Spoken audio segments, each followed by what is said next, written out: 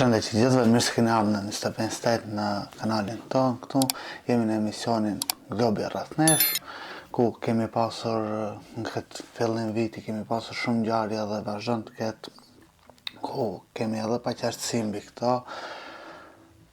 Ngjarjet ishin siç gjithë nga këto fuqitë e mëdha dhe ditëve në vazhdim do të ketë edhe më shumë ngjarje dhe do të shihet pak a shumë se ku dhe si do qetë ky rendi i ri botror. Nga ajo që po është temë gati çdo ditë mbi shumë tema tjera që i kemi në aspekt të kësaj gjeopolitikës ose ngjarjeve në gjithë globin, është kjo SBA që dëshirojnë të marrin Grenlandën. Përveç arsyeve të tjera që ajo është një pjesë gjeografike me Arktikun atje, ku i duhet SBA-s për transport madhrash edhe mënyrës si do të përdor, por është edhe pjesa e materialeve të rralla që gjenden në Grenland. Si materiali i nëdiumit dhe disprosiumit. Këto dy materiale janë shumë të rëndësishëm për prodhimin e çipave, ku kanë dhe janë të nevojshëm për prodhimin e çipave, për industrinë ushtarake, për teknologji, siç është teknologjia e inteligjencës artificiale, ku kemi poshtë edhe në inteligjencë artificiale në një farë forme një luftë dhe ballafaqim mes Shteteve të Bashkuara të Amerikës dhe Kinës. Dhe kjo është ndoshta edhe një nga arsyet sepse do atë vend, sepse është paraparë që ka një sasi të madhe të këtij materiali, që është shumë i rrallë dhe në vendet e botës është vështirë gjendet, vende tjera, dhe SBA siç duket do ta marrë. E keni parë edhe lojën që e bën ata me vendet evropiane si Danimarka, po edhe në përgjithësi vendet e Evropës, ku përgatitën një video me inteligjencë artificiale ku presidenti Trump dhe Rubio shikonin me dilbi ushtrinë në Grenland të evropianëve që ishin dërdalec me uniformë ushtarake, pra siç duket ata vetëm se dita ditës kur do të fillojnë ndoshta një aksion për ta marrë, nëse nuk kanë një marrëveshje me Danimarkën. Dhe kjo është ajo që pritet, po arsyeja edhe pse ndoshta do e bën është edhe kjo mosndikimi i Kinës në Venezuelë, pra kur u mor Maduro, pra që u prish marrëveshja mes Venezuelës dhe Kinës për naftën, për këto lëndë gjegëse. Mosreagimi i Kinës ndoshta është edhe një marrëveshje ku ne marrim Venezuelën, naftën e Venezuelës, po ashtu marrim Grenlandën dhe materialet e rrallë në Grenland. Pastaj siç di edhe vendin i cili prodhon më shumë të çipa, mbi 90% të çipave të avancuar në botë është Tajvani në këtë moment, dhe mund të kemi edhe një aneksim ose një pushtim të Tajvanit nga Kina. Dhe kjo nuk mund të bëhet aq lehtë pa një marrëveshje mes dy palëve. Por kjo pritet të shihet në të ardhmen se si do shkon, po pak a shumë dihet kjo një rend botror ku të gjithë këto fuqitë e mëdha janë duke i ndarë territorët në të cilët do të jetë ndikimi i tyre. Tani është edhe kjo protestat në Iran, ku është ndoshta edhe një nga temat e cila në çdo minutë ka diçka të re që del.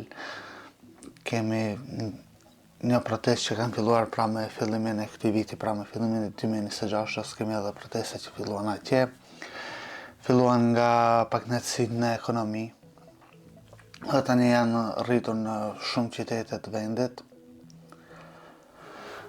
Në Iran pra kemi regjimin atje i cili dëshiron ta mbajë, të qëndrojnë pushtet, dhe kemi opozitën, por gati edhe kjo opozita nuk është e bashkuar e gjitha në një lider ose në një Shqipërinë, por edhe këta janë pak të ndarë, për qëllimi është i njëjtë, është rrëzimi i regjimit atje, a mund të rrëzohet edhe kjo, ende ka mundësi që të rrëzohet, por deri në këto momente nuk dihet ende se çfarë mund të arrihet deri në fund, a do të rrëzohet regjimi apo do të dalen protestat. Ku kemi edhe protesta në palën në anën tjetër, regjimi i Iranit nxorri përkrasit e vet në sheshe, ku dhe ata nuk ishin në një numër të vogël, pra kemi protestë dhe protestë, pra një përballje mes dy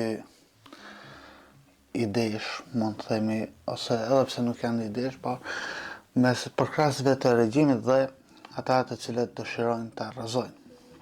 Dhe kjo nuk është ndoshta e mirë për popullin atje dhe për ata.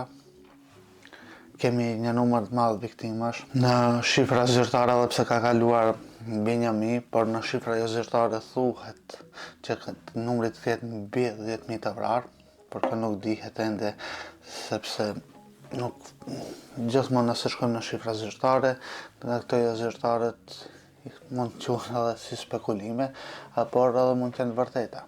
Kjo pritet dhe të verifikohet se sa është numri real i viktimave. Po është edhe numri i protestuesve, kemi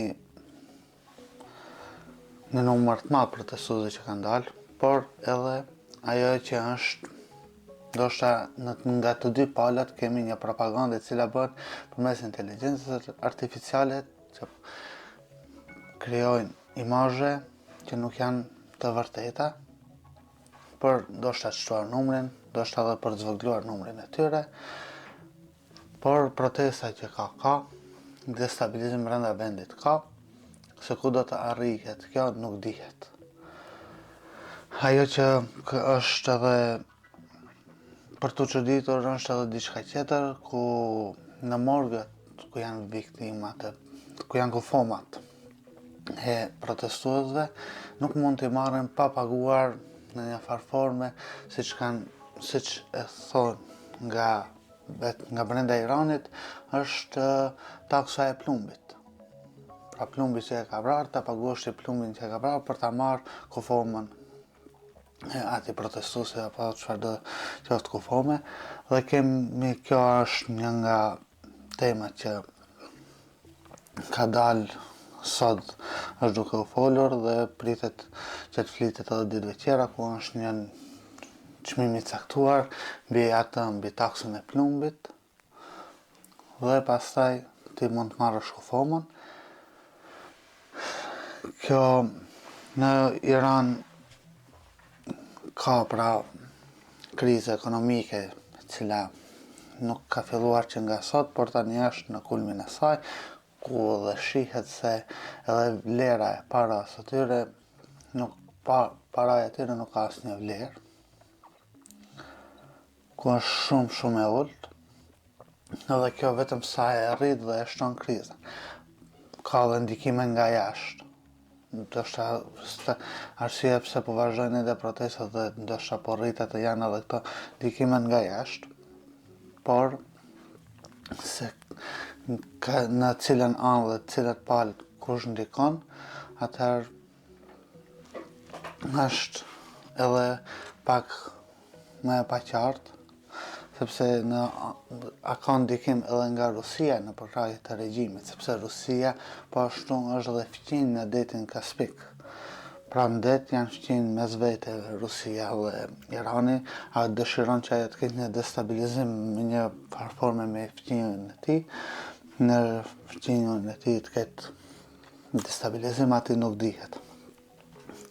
A ka ndikim dhe përkrahje, dihet se deri më tani e kanë përkrahur, po ashtu dhe për që ta dobësuar edhe më shumë ekonomikisht, kemi edhe vendim, ndoshta jo, por ku presidenti i Shteteve të Bashkuara të Amerikës tha se të gjithë ata të cilët vazhdojnë të bëjnë tregti me Iranin, do vendoset taksën 20% në dogan. Dhe kjo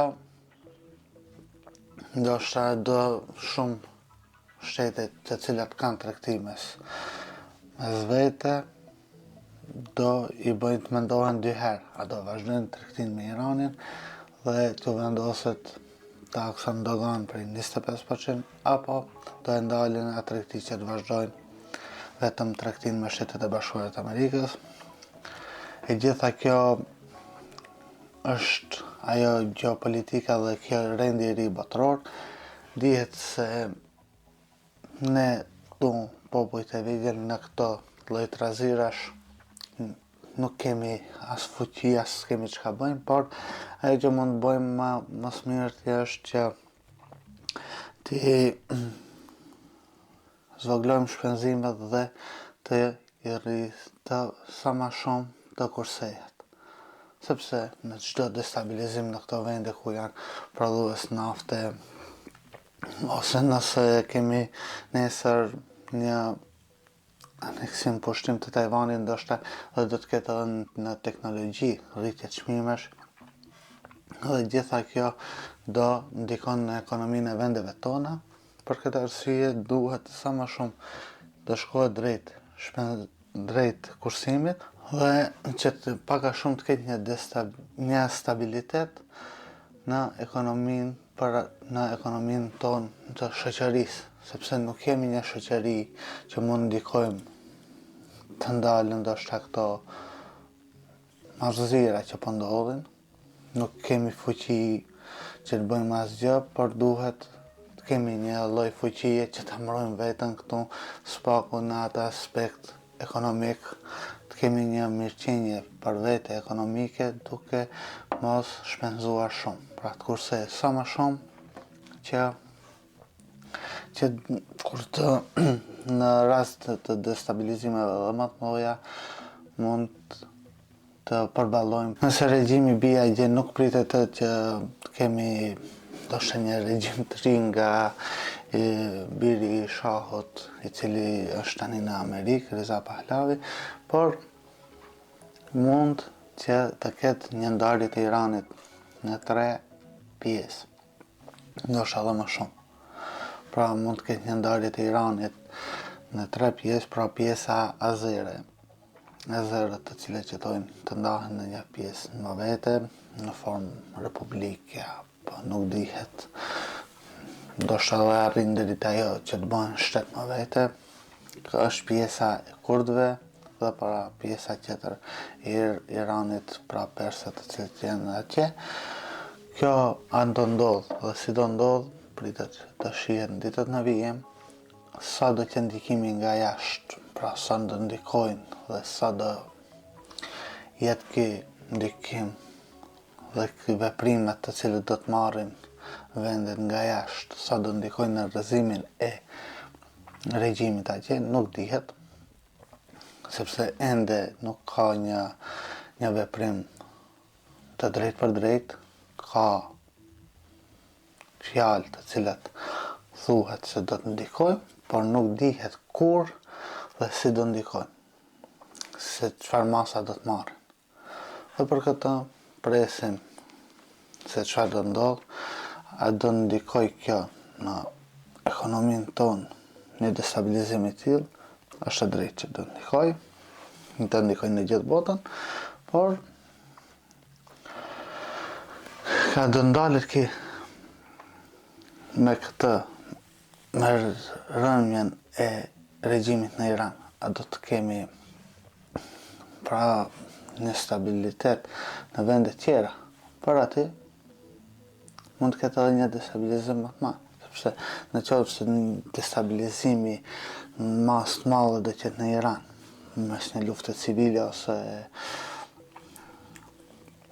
ku regjimi të gjithë ata të cilët e kundërshtojnë me ushtrinë, me gardën, në bashkëpunim me ushtrinë, ose do të ketë një luftë brenda strukturave aty mes gardës revolucionare dhe ushtrisë së Iranit. Aty nuk dihet se sa janë deri tani të përbashkët apo sa e kundërshtojnë njëri tjetrin deri në këtë momente, por në rast të një destabilizimi edhe më të madh të Iranit, sa mund të largohen nga Irani, sepse në një shtet prej 92 milionësh, nëse largohet vetëm 10% e popullsisë nga një luftë eventuale që mund të ndodhë brenda një luftë civile, atëherë i bie dikun prej 9 milion banorësh. Dhe ato 9 milion banorë ku do shkojnë? Nëse drejton prej Evropës, drejt Evropës, sa do të jenë mundësitë e Evropës që të presë një refugjat prej 9 milion banorësh? Sepse dihet se tani edhe Evropa ka krizën e saj në të gjitha fushat. Kriza më e madhe është në ushtri, sepse po shihet se shtetet e Evropës nuk kanë gati, as ushtri nuk kanë. Po ka edhe një krizë tjetër e cila vazhdon tjetër, një krizë që çdo ditë më shumë, po rritet është një krizë ekonomike. Edhe pse nuk vrehet në shumë, për ajo është çdo ditë në rritje një krizë ekonomike. Dhe liderët e shteteve të Evropës nuk po merren seriozisht gati nga askush, nga këto tre fuqi të mëdha të cilat po vendosin mbi fatin e botës. Pra vendet e Evropës, nëse vjen një numër prej 9 milion banorësh refugjat, sa do të jenë përgatitur për këta? Dhe për këtë arsye dhe Evropa, edhe pse mund të marrë anë pro ose kundër, pro regjimit ose kundër, kjo nuk mund të thuhet se Evropa e dëshiron një destabilizim të tillë. Kjo shumë më shumë do ndikonte në ekonomitë e vendeve ku ai numër refugjatësh do të kalonte. Por do ndikon edhe shumë më tepër në vendin ku do ndalen. Do dihet pak a shumë se ku janë vendet në të cilat drejtohen numri e refugjatëve të cilët largohen nga pjesët e asaj ane, pra. Ka pjesa e Azisë, pra. Refugjatët prej Azisë dhe Afrikës dihet se ku drejtohen. Për këtë arsye nuk është në favor të Evropës që të ketë një destabilizim, ndoshta rënjet e regjimit ata e përkrajnë, por jo një destabilizim që shkon drejt luftës civile dhe pastaj ajo luftë civile të ketë një dyngje popull drejt Evropës. Sepse kjo do tregon ndoshta dhe periudhën që Evropa do e bllokon. Ti mund ndoshta ti vendosësh dhe ti vësh brenda sistemit duke i punësuar, por kjo nuk mund ndodh brenda një dite, një muaji apo një viti. Kjo do të marrë kohë. Dhe sa do të jenë të përgatitur për këtë nuk dihet. Sepse ata po kanë probleme brenda vetes. Dhe lere më të ketë dhe një numër kaq të madh për 9 milion banorësh, nuk është edhe aq e thjeshtë dhe aq e lehtë të përballohet një numër kaq i madh imigrantësh dhe refugjatësh. Për këtë arsye, shpresojmë që çdo ditë në vijim të ketë një stabilitet, ndoshta një marrëveshje të arrihet deri te ajo se çfarë po kërkojnë palët pak a shumë, që mos të kemi trazira më të mëdha. Edhe pse po duket që trazira do të kemi edhe në vijim, por shpresojmë që sa më shpejt mos të ketë një zgjerim të trazira. Sepse kemi trazira pra mes trazira dhe jo bashkëpunim ose inate ose drejt destabilizimit mes Shteteve të Bashkuara të Amerikës dhe Evropës, pra për Grënlandën, kemi pjesën tjetër Iranin. Pjesa tjetër që është po ashtu e ndihshme është edhe që do ndikon në ekonominë e të gjithë botës do të jetë pjesa e Tajvanit. Ka edhe kjo pjesa e Rusi-Ukrainë, e cila është një destabilizim në pjesë që ende nuk është arritur një marrëveshje apo do arrit marrëveshja dhe si do ndahet deri në fund. Mund të ketë edhe një zgjerim, pra ky destabilizim drejt Evropës, mund të ketë rënje dhe prishje të NATO-s. Dhe gjitha këto do të na dërgojnë në një pasqyrim tjetër të ngjarjeve që do të sillen në të ardhmen. E për këtë edhe më shumë, nëse do të ketë ngjarje të reja, nëse do të ketë diçka e cila do jetë në interes dhe ajo që duhet jetë që të informojmë publikun, do të jemi këtu. Ju vazhdoni të na ndiqni kanalin tonë 25 Tech, pra ta bëni subscribe kanalin, like videon nëse ju ka pëlqyer dhe deri në videon tjetër, miru takofshim.